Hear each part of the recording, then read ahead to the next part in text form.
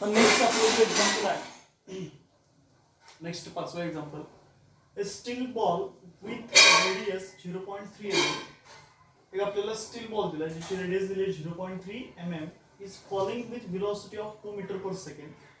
आणि समजा ती velocity 2 metre per second fall होत असेल ॲट अ टाइम टी इतक्या वेळेमध्ये through a tube filled with glycerine. आता ती जी असणारी ट्यूब आहे ती कशाने भरलेली आहे, ग्लिसरीन भरलेली आहे. Having coefficient of viscosity 0.833 newton second per metre square. ज्याचे असणारे कोएफिशियंट ऑफ विस्कोसिटी आपल्याला दिलेले आहे 0.833 newton second per metre square. विचारलं आपल्याला काय, determine viscous force acting on the steel ball at that time. म्हणजे आपल्याला विचारलेला विस्कस फोर्स, काय विचारलेला आहे, विस्कस फोर्स. जो विस्कस फोर्स कुठे ऍक्ट होतो, on the steel ball at that time. ठीक आहे. आता काय काय दिले बघा, रेडियस दिले, रेडियस किती दिले 0.3 mm. रेडियस किती दिले 0.3 mm. म्हणजे 0.3 इंटू 10⁻³ मीटर. मिलीमीटरचं रूपांतर आपण कशामध्ये करतोय, मीटरमध्ये. 0.3 मिलीमीटर आहे, त्याचं रूपांतर मीटरमध्ये म्हणजे 10⁻³ मल्टिप्लाय. त्यानंतर आपल्याला आणखी काय दिले बघा, व्हेलॉसिटी दिली. व्हेलॉसिटी किती दिले 2 metre per second. Okay, velocity आहे 2 metre per second. 2 metre per second already metre per second मध्येच आहे, त्याचं कन्व्हर्जन करायची गरज नाही. त्यानंतर काय दिलं बघा, कोएफिशियंट ऑफ विस्कोसिटी थीटाची व्हॅल्यू दिली किती 0.833 newton second per metre square. तर ह्या सगळ्या व्हॅल्यू दिली. आपल्याला विचारलंय काय, डिटरमाइन विस्कस फोर्स. काय काढायचं आहे, विस्कस फोर्स. आता सगळ्यात महत्त्वाचं म्हणजे आपल्याला विस्कस फोर्सचा फॉर्म्युला माहित पाहिजे. तो काय आहे, F = 6 pi eta RV.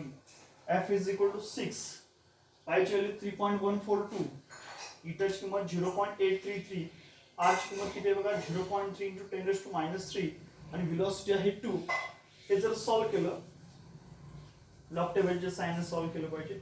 6 × 2 12, 6 × 2 12, 12 + 3 36. 0.8 digit आहे म्हणजे लॉग ऑफ 3.6.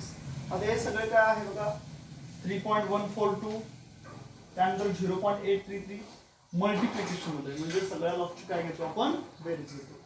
3.6 चा लॉग काय आहे, त्याची कॅरेक्टरिस्टिक 0.3 आहे, बरोबर का. म्हणजे किती डिजिट आहेत एकूण डिजिट किती आहेत बघा 3.6, एकच डिजिट आहे. म्हणजे याची कॅरेक्टरिस्टिक आहे ते 1 - 1 0.36 चा शून्य मध्ये बघा तो किती येईल 5563. किती येणार आहे तो 5563. त्यानंतर 3.142 याचा आपल्याला लॉग घ्यायचा आहे. पॉईंट इकडं एकच डिजिट आहे म्हणजे 1 - 1 0, 0.31 चा 4 2 मध्ये बघा किती तो 0.4972. त्यानंतर पॉईंट इकडे 0 आहे. आता 0 म्हटलं की 0 - 1 12. 0 म्हटली काय 0 - 1 12. मग 12 चा 3 मध्ये बघायचा. 83 चा 3 मध्ये किती येतो बघा 9206. आता काय असेल ते याची काय घ्यायचे लॉगची addition. 3 + 2 5, 5 + 6 11, carry goes to 1, 1 + 6 7, 7 + 7 14, 14 4 as it is, carry goes to 1, 1 + 5 6, 6 + 9 15, 15 + 2 17, carry goes to 1, 1 + 5 6, 6 + 4 10, 10 + 9 19, again carry goes to 1, 1 + -1 म्हणजे 1 अधिक वजा 1 म्हणजे काय तर 0 येतं. ओके, म्हणजे काय येणार बघा 0.9741 याचा आपल्याला काय बघायचं आहे अँटीलॉग. आता बघा 0.97 चा 4 1 मध्ये बघा 0.97 चा 4 1 अँटीलॉग बघायचा. आता 0.97 चा 4 1 म्हणजे किती येतं 94 21. तो पॉईंट कुठे आहे इथं आहे. ओके, आता या 0 मध्ये +1 करा म्हणजे काय येणार आहे हा डिजिट इकडे येणार, पॉईंट इकडे येणार म्हणजे काय येणार 9.421. सो 9.421 इंटू हा राहिलेला 10⁻³ मीटर. काय काय केलं आपण तर एक स्टील बॉल दिलेला आहे याची रेडियस आपल्याला 0.3 mm इतकी दिलेली आहे. Is falling with velocity 2 metre per second at a time t through a tube filled with glycerine. त्याचं कोएफिशियंट ऑफ विस्कॉसिटी दिले 0.833 newton second per metre square. काय म्हटलं पुढं, determine viscous force acting on the steel ball at that time. आपल्याला विचारले त्यांनी viscous force काढा की जो व्हिस्कस फोर्स कशावरती ॲक्ट होतो, त्या स्टील बॉलवरती ॲक्ट होतो.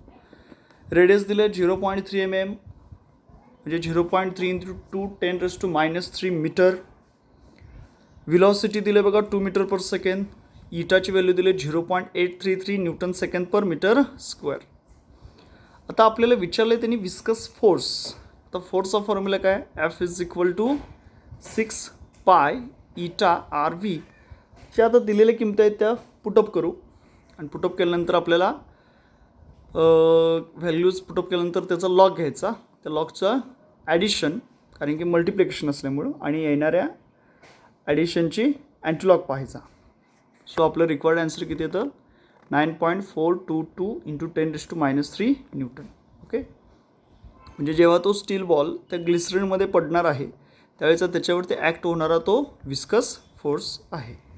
Next second example.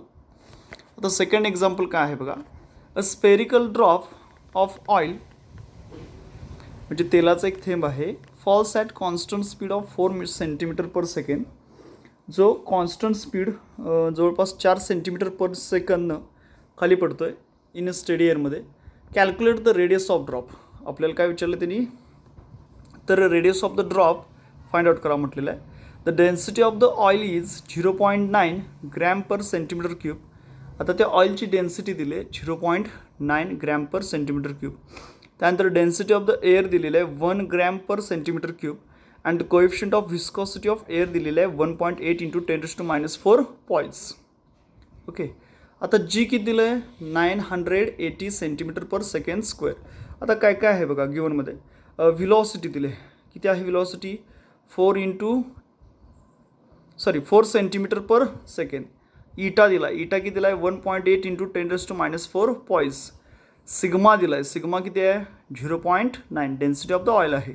त्यानंतर रो दिलेला आहे म्हणजे डेन्सिटी दिली आहे कशाची, एअर मिडियमची, ती किती आहे 1 gram per centimetre cube.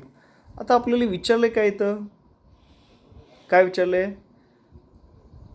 Calculate the radius of the drop. Okay, आपल्याला आता कोएफिशियंट ऑफ विस्कॉसिटीचा फॉर्म्युला माहीत आहे, तो काय आहे, eta is equal to 2/9 r² into bracket rho minus sigma into g upon v. याच्यानुसार आपण आरमध्ये ते कन्वर्ट करायचं.